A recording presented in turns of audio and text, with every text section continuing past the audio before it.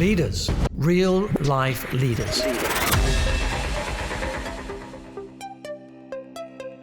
Hi guys, welcome to today's episode, and we are so excited to introduce to you Paul Moore, and he has a podcast called How to Lose Money. We are going to hear more about that, but the title today is Why the Forbes Wealthiest Americans Invest in Commercial Real Estate. So Paul, welcome. Tell listeners a little bit about you. Hey, it's an honor to be here. Thanks, Chantel. I had an engineering and an MBA background and went to Ford Motor Company, but I always felt like I was an entrepreneur at heart. So I actually quit Ford and started my own company when my wife was 7 months pregnant with our first, and took a lot of risks. And I didn't really understand the difference between, risk and return and all that stuff. And I learned through a lot of hard lessons over the years, but we actually sold that company a couple of years later to a public firm. And I went and moved to Virginia, and the same state you're in. And I made a lot of mistakes along the way. One mistake was not understanding the difference between investing and speculating. Now, investing is when your principal is generally safe and you've got a chance to make a return. And speculating is when your principal is not at all safe and you've got a chance to make a return. And I didn't know the difference. So even though I thought I'm a full-time investor now, I was actually more of a full-time speculator. And so that led to a lot of problems. And that was part of the reason I started a podcast 20 years later called How to Lose Money. So tell us a little bit about what that podcast is about. Give us a couple of tips that you share on there that would be like your top 3 tips that you share with people. Yeah, Chantel, over the years, I would go to these conferences and people would tell all their amazing glory stories. And I'm sure they were all true and they were exciting and everything. But you know what? I didn't really sense that they were telling the whole story about their pain and struggles and loss. And I sensed the audience was quite discouraged when they looked at the stage and said, I'll never be that wealthy. I'll never be that connected. I'll never have those good breaks. And I heard people say that stuff in the audience at lunch. And so I thought, if I ever get on that stage, I'm going to tell the truth about how painful and hard it was to be an entrepreneur to get here. And I actually found out that those exact same speakers, because I met them later, some of them, they had terrible struggles to that day. They were insecure and full of pain, and they had losses. And so I said, that's it. I'm starting a podcast called How to Lose Money. And we've interviewed 238 investors, entrepreneurs, business owners about their pain and failure and loss on the way to the top. And we think it's really encouraged people because they realize that those same people who are so successful now that they admire had a lot of hard times to get where they are now. So how did you make millions and then end up in debt and work your way back up to the top?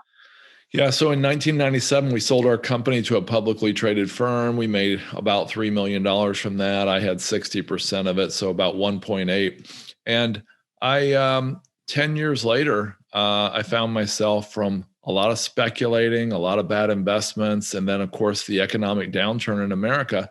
Exactly 10 years later, in the fall of 2007, I found myself with $2.5 million in debt.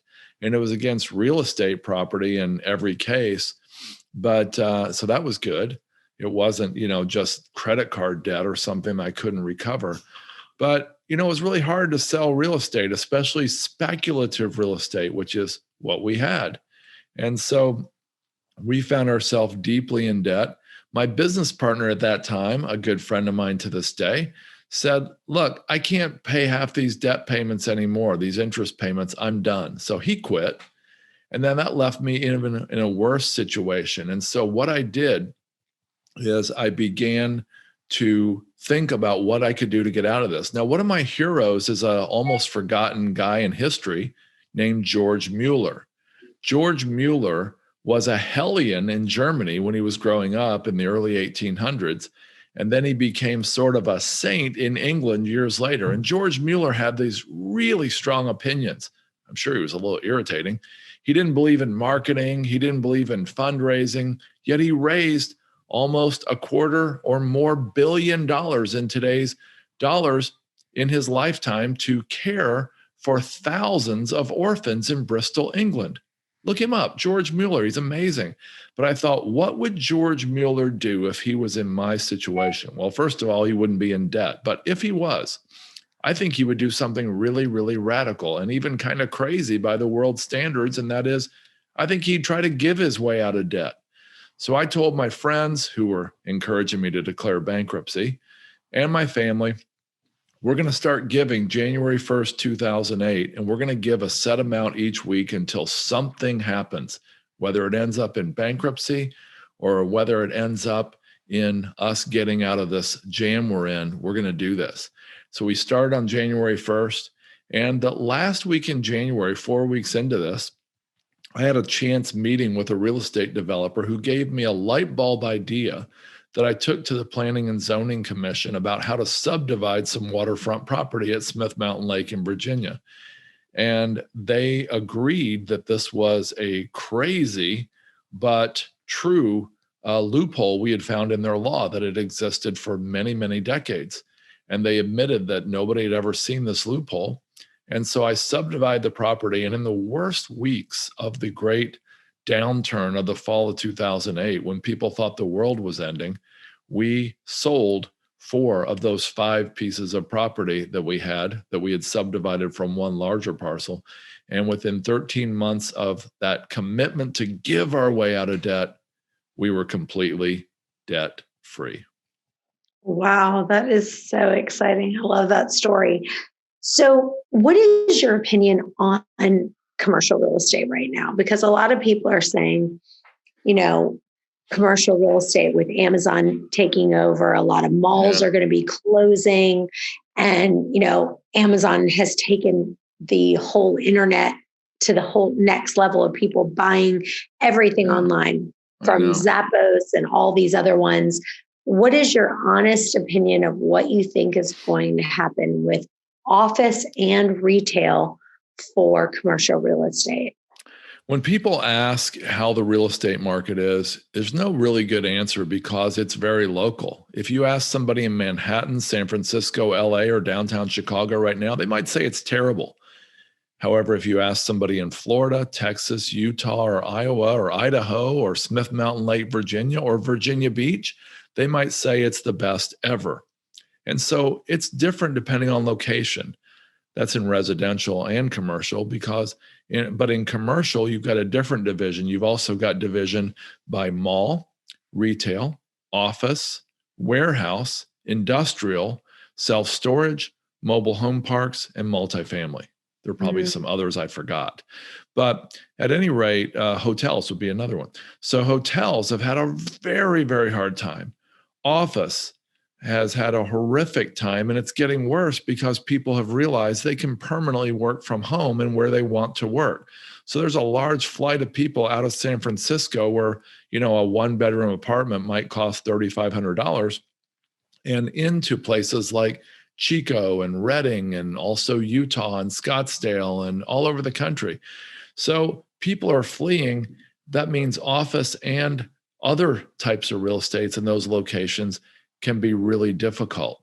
Now, the question is for office or mall or retail can it be reconfigured?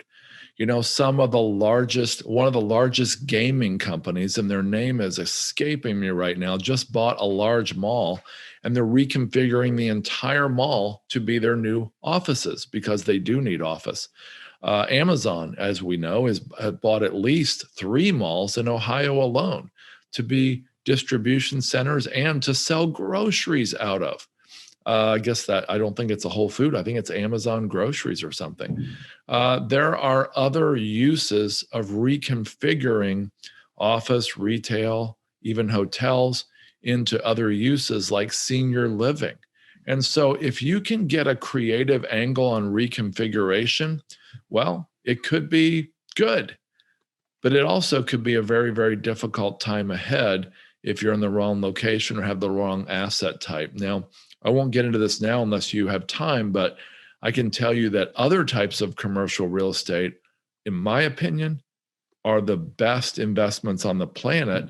And that's why the wealthiest people in America and the world almost all invest in commercial real estate. And I can dive down that if you're ready.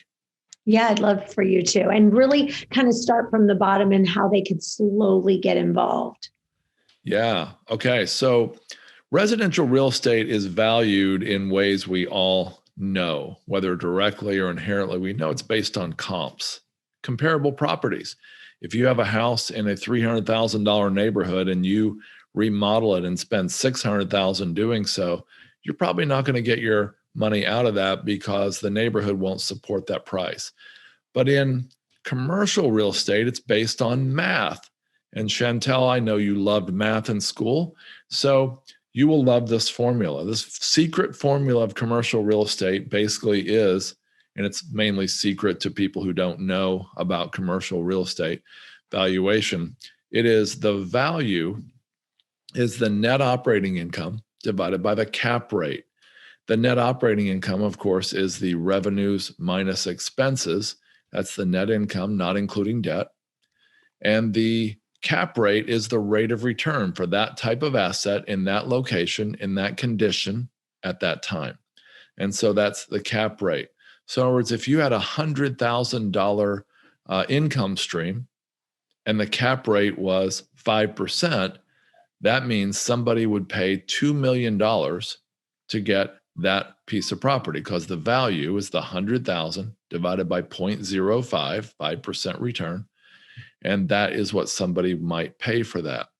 Now, here's the beauty of commercial real estate. If you can increase the numerator, and that is the net operating income, or if you can somehow compress or decrease the cap rate in the denominator, you can increase the value of that property. Then if you can use safe leverage, you can actually multiply your equity even further, sometimes by 2 to 4 times as much as the asset value, which adds some risk, of course, as well. And so if I can go in, let's say I took a self-storage facility. Let's say I bought it for $3 million, Chantel, and let's say that I put $2 million in debt on it and $1 million in equity. Okay, $3 million. Keep that in mind. Now, let's say I added U-Haul to that property.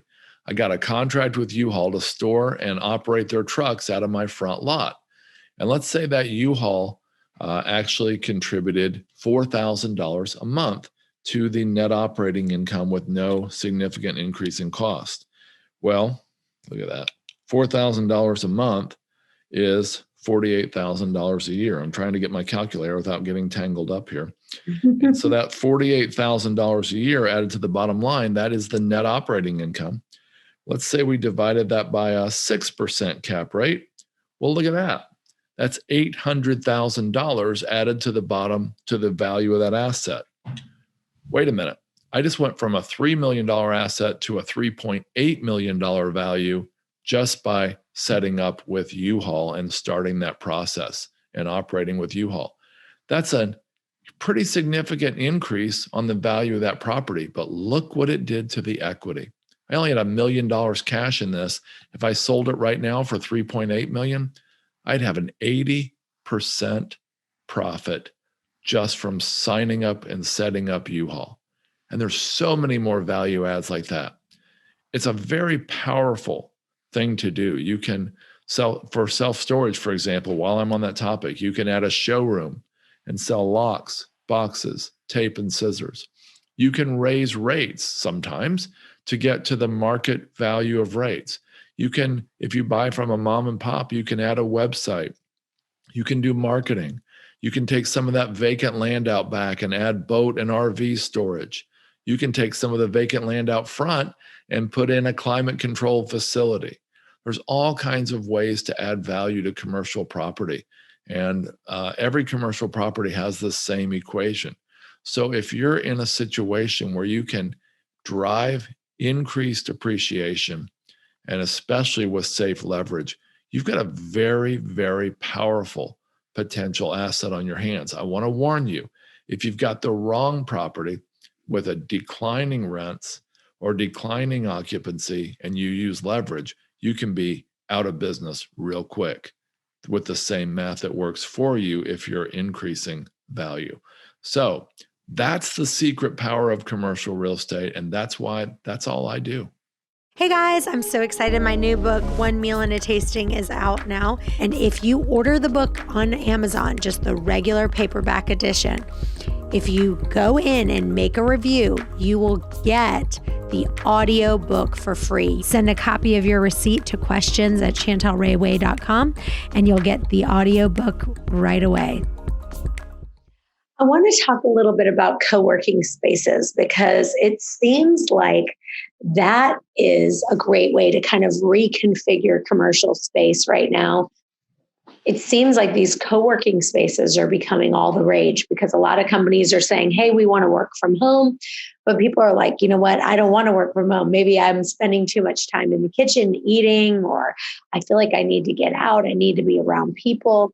Yeah. What have you seen in the co-working space? And have you seen anyone kind of really turn some dull office space into an amazing co-working and really be able to make tons of money that way? I spent some time with my friend in Minneapolis at his WeWork space, and I was totally enamored with the opportunity to, they had a bar there and they had food all the time and drinks all the time and coffee all day. So many amazing things. And I thought, wow, this would be a fun place to work. I'd really enjoy it. And I really did enjoy it. I worked there for several days when I was in town visiting him. But, WeWork had some problems after that, and I don't actually know how it ended up. I know their CEO and their financials and everything were very disappointing. And then COVID hit. And honestly, Chantel, I haven't seen what has happened to that whole space since. I've got to believe that people are tired already in just a year of working out of their homes only and would love to have a place to go sometime. I'd love to have a place to go sometime. I generally work out of my home in my little office with my team. I think it'd be fun if our whole team could be part of a WeWork environment. And I think it would be a great thing to have access to. In my town, I don't have access to anything like that, but it makes a lot of sense. Whether it makes financial sense, I don't know. Well, the co-working space that we have here, we've got several, but one of them is called Gather. And we use it because our company has now gone virtual and we use either Regis's in other locations. But most of the time we use Regis's, but there's a place called Gather here that we have in Newport News, and there's one in Virginia Beach. But just a small office. We have a 4-person office. And when I say it's a 4-person office, it's actually like one desk. I mean, it's not like a huge 4-person office.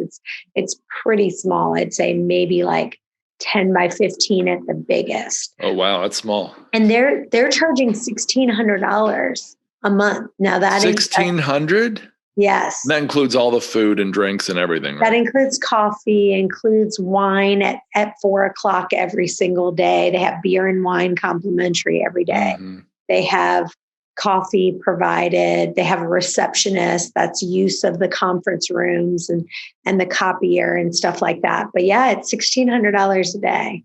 I think the co-working business is going to be just huge. I think that is going to be the next big thing that what people are going to, because they realize people are still wanting to work from home some, but they also want to have a place to go when you want to meet clients, different things like that. I think the co-working is going to be all the rage.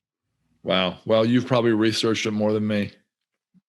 So anything else that I haven't asked you yet that you think would be a great tip to give people in why they want to maybe invest in commercial real estate or kind of get themselves to the next level? Yeah, a lot of people really have heard, and I just told you, that most of the wealthiest people in the world invest in commercial real estate, but they realize there's a lot of barriers to entry. Where am I going to get $2 million in debt and $1 million in equity to buy that self-storage facility? Or how am I going to come up with that, $3.5 million in equity plus the same in debt to buy that $7 million mobile home park that Paul talked about? And I have information on that. If people want to learn more, they can get with me to hear about that. But at any rate, I had the same problems. I wondered how to get in. it seemed like there's a lot of barriers to entry, a lot more than I just told you. But the good news is now crowdfunding and syndication have made it possible for almost all of us to get involved in commercial real estate. So if you have, let's say, $50,000 to invest, you have a lot of options potentially to invest in to get a piece of commercial real estate and let somebody else do the heavy lifting. So you don't have to do all the hard work. You can let somebody else add the U-Haul contract or the showroom or the units or the mobile homes, or create turn an office into a co-working space. Let them do the heavy lifting, and then you get, let's say, 80% of the profits as the investor. Of course, that's pro rata based on how much you invest. But that's a great way to go. And that's the only way I invest in commercial real estate. I've been investing in real estate for 21 years, but that's the only way I invest. I let other people do the hard work because I want somebody who's obsessed with co-working or obsessed with self-storage to be the experts on the ground. I would rather just get the checks. And that's what my company does. We actually we set up a fund to allow people an easy on-ramp into commercial real estate. I love that. So what would be the minimum that someone would say that you'd say, okay, if you're interested, you have to at least save this much? Generally, there's crowdfunding portals that allow you to be in at 25,000. I've heard there's some at 5,000, but I wouldn't think those were the best investments. I'd like to see people, plan for 25 or 50. We have a $50,000 minimum, and most of these syndicators and funds that I know share that opinion to be at 50. Yeah, I love that. And so do you also deal with people on the other end of it? So do you go find the people who want to say, okay, I'll do the heavy lifting on the co-working space and all of that? That's the hardest thing our company does and the most important. And it's not finding investors. The hardest and most important thing we do is we do heavy duty due diligence on operators and their track records and their team. And we fly around the country checking out their assets and everything they do. And when we do that, we can tell our investors confidently that this is a place that I'm investing and I think you should consider too. We put them together in a fund and give our investors, like one $50,000 investor gets a piece of hundreds of millions of dollars of real estate as a result. So give us some examples of that kind of due diligence that you do to find those operators that are really going to make sure that property is functioning at a high level. We check out their track record. We want to see that they were in business and hopefully in the same asset class since before the Great Recession. We check out their team. We want to see a cohesive team that operates together on the ground, not a loose affiliation of people that just met on Zoom. We also check criminal checks, background checks, reference checks. We see how they talk to their assistant or their investors, how they talk about their spouse. We'd go through the gut check and see, do we really believe their story? We go out and show up at different assets and ask them. We talk to the property managers and ask the same questions we ask the headquarters to see if they're, what their values and their operations and their practices line up. We basically do secret shopping. We do death by Google. We look all over the internet to figure out if there's anything bad said about them or if there's any SEC violations or anything else that would cause us concern. And we do a whole lot more than I just told you, but that's a quick overview. That's awesome. Well, this has been amazing. Tell listeners where they can find you, where they can follow you and find out more about your podcast, How to Lose Money. So for How to Lose Money, they can just go to howtolosemoney.com. Or we're available on Apple, iTunes, anywhere else, Stitcher, etc. For me and my company, you can go to wellingscapital.com. That's WELLINGS. Wellings Capital, CAPITAL.com. And why is the name Wellings Capital? I just have to ask. How did it get that name? Yeah. So I'm going to be really vulnerable with you here since I talked to you about losing money anyway, Chantel. We actually were looking for an investment grade name and something that was, a little bit of a royal regal sound. And we actually did a naming contest. So we actually went on, how people do the 99 designs. Mm-hmm. Well, we did the 99 designs, but before we did that, we did a naming contest, and it had certain criteria. The name had to be available as a .com, had to be available as a LLC in Delaware, and had to fit our other desires. And so Wellings won that contest about 6 years ago. That's awesome. I love that. Well, thank you so much for being with us. This has been amazing and is motivating me to do more in commercial real estate. You guys stay tuned. We'll have another episode coming up in just a few. Bye-bye for now. Thanks for listening to this episode of Real Life Leadership. If you'd like to get the show notes or access more resources, log on to reallifeleaders.com/podcast to get the show notes from this episode and any other resources we might have mentioned. And also, we'd love to hear from you. Be sure to review or rate this podcast on Apple Podcasts to help spread the word. And if you have any leadership questions you want answered, email podcast@reallifeleaders.com.